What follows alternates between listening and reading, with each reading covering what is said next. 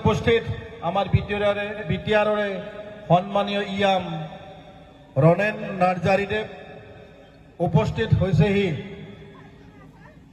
আজিৰ এই অনুষ্ঠানৰ অধ্যক্ষ অৰ্থাৎ গান্ধী জয়ন্তী উদযাপন কমিটিৰ অধ্যক্ষ মাননীয় উইলসন হাজদাদেৱ তেখেত ভোজন গান্ধী ভোজনৰ বাবে যে সাংস্কৃতিক অনুষ্ঠান কাৰ্যসূচী মৰ্মে নিৰ্ধাৰিত কৰা আছিলে।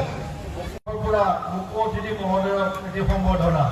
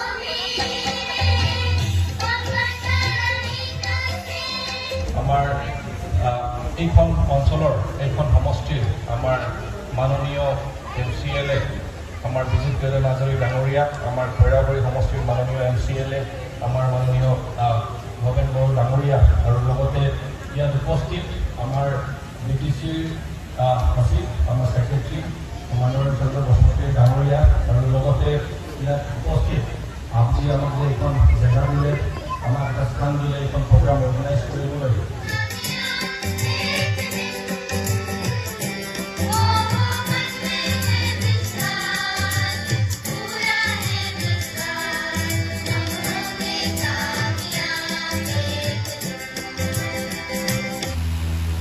ইয়াৰ পাছত উইলসন হাজদা আৰু এগৰাকী ইয়াম তেখেতক এখন পূৰ্ণাংগ বছৰে সংবৰ্ধনৰ পৰা সম্বৰ্ধনা জনাব।